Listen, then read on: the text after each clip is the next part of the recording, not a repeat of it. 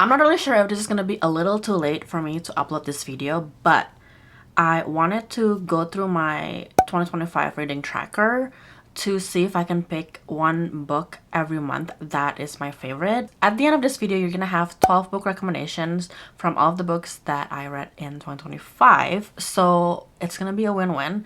I think I'm going to screen share my Notion tracker, and then I will talk about the books, and you're gonna see me in a different position where I talk about the actual books, because most of these books I'm pretty sure I will have the physical copy of. So let's jump into my Notion reading tracker. I hope you can see this. I'm just gonna make sure that it's recording. So I will actually talk about my Notion reading tracker in my next video. So if you wanna see how I track my reading in Notion for 2026, make sure to subscribe and keep an eye out for my next video. So I have my kind of like all of the books that I read blocks by month. So let's start with January 2025. This is gonna be a little hard to pick because I did read 3 Catherine Sanders books. That just shows how I love her books, and I say this multiple times in my previous video, but anytime I'm about to go on a reading slump, I would either pick up her book or Ellie Hazelwood's or Taylor Jenkins Reid's, and I will be okay. You know, I can read their book and then finish it because their books are just kind of like my auto read books, I guess. So I'm not gonna pick her books for January, but I wanna let you know about this one, The Marriage Game by Sarah Desai. I think that's how you say her name. This is the first book in a 3-book series, and I just love this book so much. I don't have a physical copy of it, so I will talk about it right now, but it's basically about an Indian American woman who actually moved out of her parents' house in the Bay Area for college, and I think she ended up in New York when she got her first big girl job. Something happened there, and then she also broke up with her boyfriend, so she went back home to live with her parents again. Her parents rent, I think, a building where on the bottom is the restaurant that they operate, and then on the top it has like an office space, and her dad was going to give that office space to her so she can work on her own business. But before she decided to go home, her dad actually already kind of like signed a contract with a different guy who's going to rent this office space, but then something happened with her dad that he has to be hospitalized, and he didn't get a chance to talk to this other guy that is going to rent the office space. So they eventually meet at this office space, and they were hating each other in the beginning because obviously the guy was saying that your dad rent this out to me, so you have no right to be here. Anyways, it was just a very fun rom-com almost book, and because the characters are Indian American, I just learned so much about Indian American communities here in America and how they kind of like live, what are some of the nosy aunties would do to pry on your love life and stuff like that. It was just really cute. It is one of my favorite books. I think I might eventually read the next books in the series. Hopefully this year, we shall see, but I would highly recommend that book as well. For the month of February, I think I mostly read the extra chapters from Lynn Painter's like collection in the Better Than the Movies universe. But if I have to pick all of the other books outside of that, I would say P.S. I Hate You by Lauren Connolly is my favorite book of February. I just picked this up because it's a book of the month book, and I think I probably found this at one of the thrift stores that I went to. This book again is very interesting. It has a lot of grief. The main character's brother passed away in the beginning from cancer, and he actually has this letter for her to go to these 8 different states with his best friend. I forgot what his name is. But basically, these two had a history where he broke her heart when she was younger. And now, because of her dead brother's wish, they have to spend some time together spreading the brother's ashes at these 8 different states. And of course, things go from there. There are a couple twist in the beginning of the book and at the end of the book that I did not expect at all, and I just love this book. I think if you have never read anything from Lauren Connolly before, you should definitely pick this book up. So now let's go scroll down a little bit for March and April. I think in March I would actually recommend Check and Mate by Ailey Hazelwood. I know that The Midnight Library, I did rated it 5-star, and Book Lovers is my favorite Emily Henry's book so far, but I definitely relate more with Check and Mate's main character. I think her name was Mallory. She is the oldest. She has two younger sisters, and she's basically the breadwinner of the family.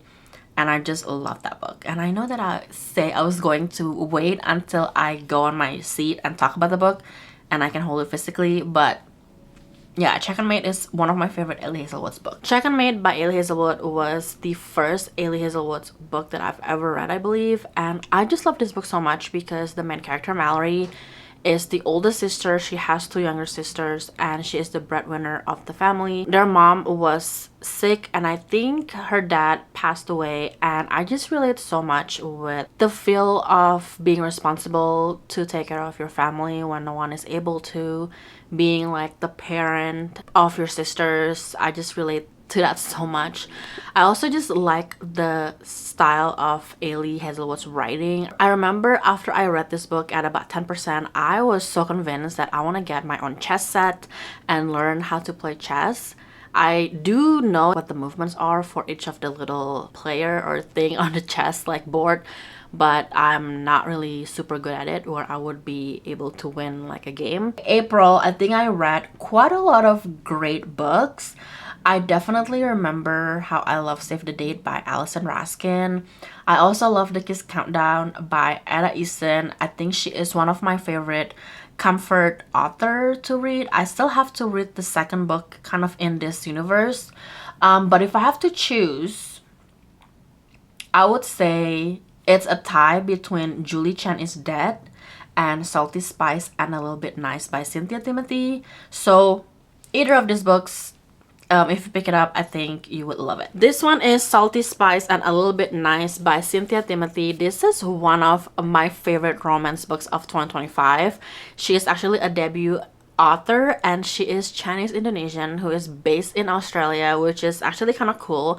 I came across this book from NetGalley I think sometime last year, and I recognized her name as typical kind of like Chinese Indonesian name, and I was right. Her writing style I do love. The story just kind of also relate to me a little bit because the main character is Chinese Indonesian who live in America. Thankfully, I don't really relate to her family because her mom was very controlling, always tried to sabotage everything that she's trying to do for herself. I think her mom just wants her to work at the big company that her family own, and she decided to move out of like their life. Her family is in the East Coast, and in the beginning of the book we learn that she's moving to the West Coast, not really telling anyone except for her big brother. And she met her brother's best friend in this new city that she moved into, and things go from there. It's really cute. I really highly recommend this one. She's coming out with her second book I think in April or May, I want to say. I have pre-ordered that book. I do also have the e-arc of that book, but I think I'm gonna wait until the book is published to read it. We shall see. If I'm in the mood for it, I will pick it up maybe before the book is published, but I definitely want to read it physically. Julie Chen is That by Lian Zhang. I feel like this is one of my most anticipated new release of 2025. I actually read this as an e-arc, and the premise of this book is just really interesting. Basically, there's a set of twins who one of them got adopted out, so she's living this wealthy, very comfortable life. The other one was not adopted out, so she is basically broke, stuck working at a grocery store. The wealthy twin, what is her name, Chloe, is actually an influencer. She's very popular, she has a lot of followers, she lives in New York. Her apartment is gorgeous, spacious. She has a lot of, you know, branded bags, clothes and all of that. And one night Chloe called Julie up, and then she left a voicemail, I believe, and it just sounded so weird that Julie decided to go check on her. And when she opened Chloe's apartment door, she found that Chloe is not alive anymore, and she was obviously panicking and not really knowing what to do. And in the middle of all of this chaos of people trying to, you know, pick up the body and all of that, she decided to take her sister's place. So whenever the police or the firemen or the EMT asked her what's going on, she said that, oh, my twin sister Julie is dead. I'm Chloe. I'm the owner of this apartment. So she basically took over her wealthy sister's identity and she just went on with her life. And in Chloe's life, or now in Julie's life, she came across this group of girl influencers who are very weird, and basically throughout the book you learn about this group of girls, and the ultimate kind of like thing that happened is at this week-long retreat that is supposed to be like healing, and you know, they can do all this girly stuff, they can post stuff about their retreat and stuff like that, but there's just some things that are going on that the ending of this book is very, very unhinged. I did not expect that this book would be this good, and I'm pretty sure I read this in a few sittings because I was just so curious about what happens next. It was just a really great book. I cannot wait to read her next book. Not sure if she's gonna come out with anything soon, but hopefully, Leanne, you write something that is as good, if not better, than this book. For May and June, I think for May, it's a little bit hard because I think it's a toss-up between XOXO by XCO and You've Reached Sam by Dustin Thau. But I think I would have to say XOXO by XCO is my favorite book for May. This book is just so cute. It's one of the happiest books that I read in 2025. XCO is actually a local author. She does live in Las Vegas, and I have seen her a couple times around the bookish events that we have here in Vegas. But this book is about two high schoolers. One of them, the FMC actually, she is Korean American. She went to school at first in LA, I believe, and because her mom needs to go to Korea for like a few months, she decided to transfer all of her credits from LA to a music school in Korea so she can, I think, finish her last semester of her senior year of high school in Korea, kind of like with her mom because her grandma is sick at the time. And she actually met this mysterious guy one day in LA, and they kind of roam around Koreatown in LA, and then when she gets to Korea, she met him again. He is actually one of the members of this up-and-coming K-pop band, and she also found out that this boarding school that she's going to is basically the school where all of the K-pop idol trainee goes when they are trying to debut with a group, or like if they are a solo artist. So if you are into K-pop, you know, band, K-pop culture and all of that, I think you would love this book. Like I said, this is one of the happiest books that I've ever read. I still have the other companion book called ASAP that I haven't touched, so hopefully I'll be able to read that soon. And for June, I don't think I had a really great reading month for June because I remember Summer Pack was not a good read for me. It's not one of my favorite books. The Little Prince, I read it because I needed to complete it for a Goodreads challenge, and I did not get that book at all. So if you have read The Little Prince and you understand what the whole plot is all about, let me know in the comment below. But if I have to choose, I think it's going to be Great Big Beautiful Life by Emily Henry. I know this is one of the most different book that she published, and not a lot of people actually love it, but I do love it. Great Big Beautiful Life by Emily Henry. I know this is not everyone's Emily Henry's favorite books, but I love this book. I think the romance was romancing. The story about Margaret Ives, even though it's a long story and there's a lot of characters, it's not boring in my opinion. I just love how the MMC is kind of the one who's hesitant to start anything with her because they are competing for the same job. I think if you have not read this one, give it a try, read a few chapters, and I think you would like it. Okay, let's go down to July and August. I think for July, it is so hard because I think I read a pretty good chunk of books, like Cash by Jessica Peterson. Her spicy scene, the way she writes those spicy scenes are amazing. I think it's one of my favorite aspects of this book. I don't know what that say about me, but it is. Finley Donovan is killing it. I read that book in 24 hours, I think, like not in one sitting, but I just couldn't stop flipping the pages because I was just so curious about what's gonna happen next. But I think if I have to choose, I will choose The Last Chance Library by Freya Sampson. I don't have the physical copy of it, but I did order it from Book Outlet. This one is about this one woman who lived in a small town. I don't remember if she moved out of the small town or not, but she basically came back, or she lived in a small town because her mom passed away, I think a few years ago. And she decided to just kind of stay put in the small town and also work at the library where her mom used to work. Because this is a small town, the library was basically being closed down because there's not enough fun. A lot of the people in the community are trying to fight back that decision because everybody hangs out at this library every single day. Like the main character, I forgot what her name is, but basically she is the first person to open the library, and sometimes she even already sees someone waiting for her to open everything up. She needed to help, you know, someone turn on the computer, figuring out, you know, book recommendations and stuff like that. So this library is like the main hub for everyone in this community to get together. It was such a touching story, and I just love everything about it. There's also a little bit of a romance subplot. The love interest is actually Asian, and they used to be friends when they were younger, but he moved away, I think, to London for his job, so they kind of lost touch.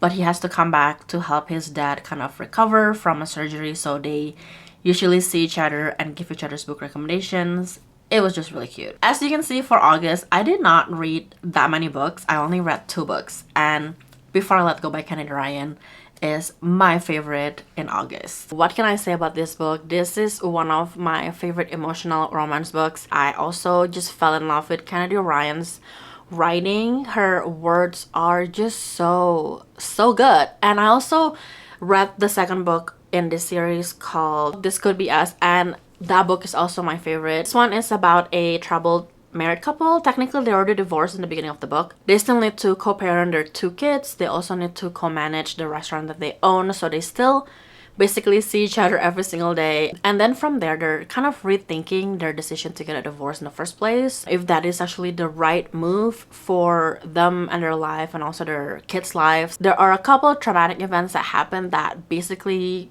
correct their marriage. It's also a story about how they can put everything back together. It is just a very good book. I think if you have not read anything from Kennedy Ryan before, I should implore you to definitely pick this up next time. Moving on to September and October. September, I think I also read quite a handful of great books, in my opinion. The Housemaid, again, I read that book in one day. Aftertaste by Daria Lavelle has such a very unique concept that it really intrigued me. Fake Skating by Lynn Painter is one of my favorite Lynn Painter's books. I haven't really read so much from her, but I think the characters in that book is just very mature. They're still in high school, but they're really mature.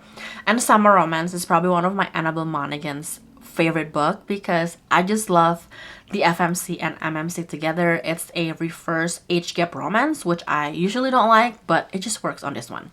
And I think if I have to choose, my favorite book would be, I think I would have to say Aftertaste by Daria Lavelle. I actually got this book from Simon & Schuster. They sent it over to me.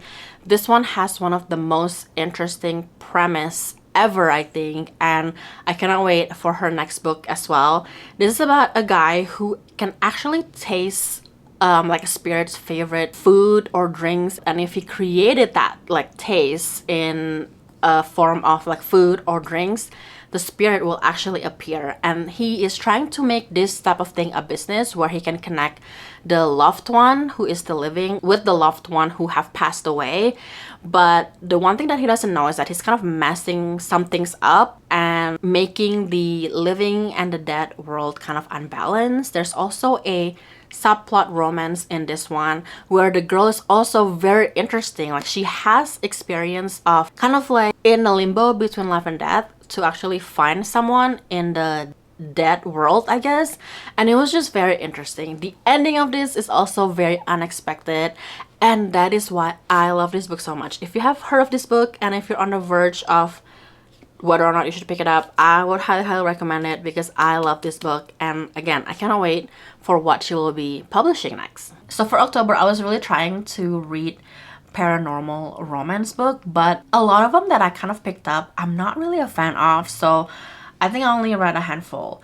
But I think if I have to choose my favorite book from October, I would need to say If the Shoe Fits by Julie Murphy. If the Shoe Fits by Julie Murphy is the first book in the Meant to Be series that is actually associated with Disney. And this is, of course, a reimagination of Cinderella, if you cannot tell.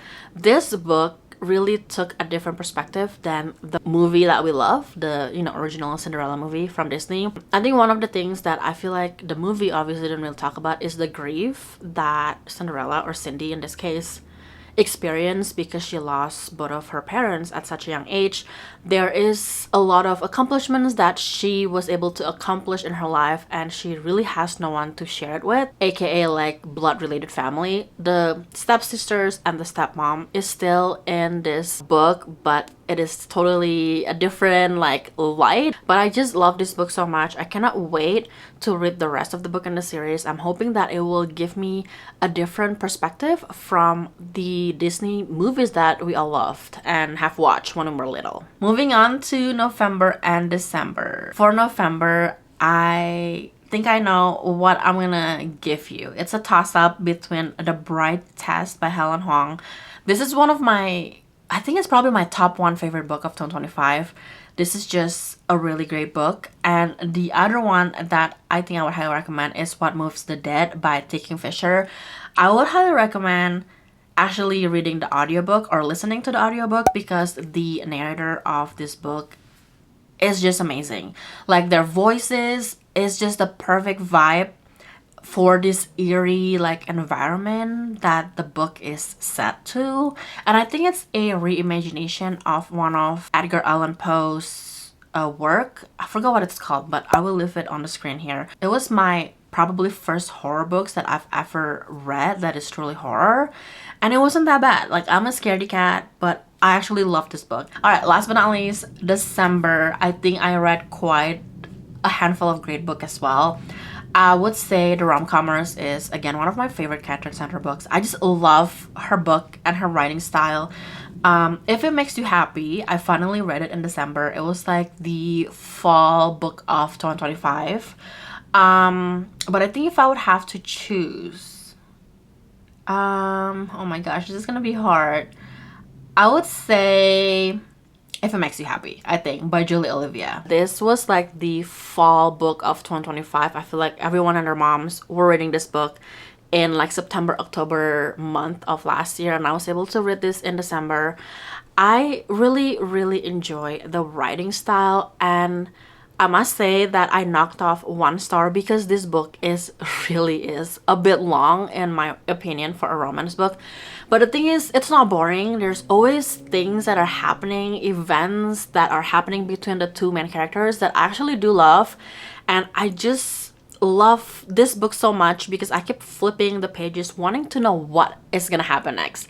It is a small town romance, and there's always these eccentric neighbors that are super nosy, and I just love that aspect of the book. I know that Julie Olivia is coming out with another romance book, I want to say. I'm not really sure what it's all about. I think it's about 2 musicians, if I'm not mistaken. I'm not really sure if I'm gonna pick it up, but I think I will eventually because I do love her writing style. She has published, I think, independently some other books before this one, so I might check those ones out first before reading the new one. I think I'm gonna do the outro probably when I'm sitting down. So now I'm gonna grab all of the books and talk about it with you after lunch because I am hungry.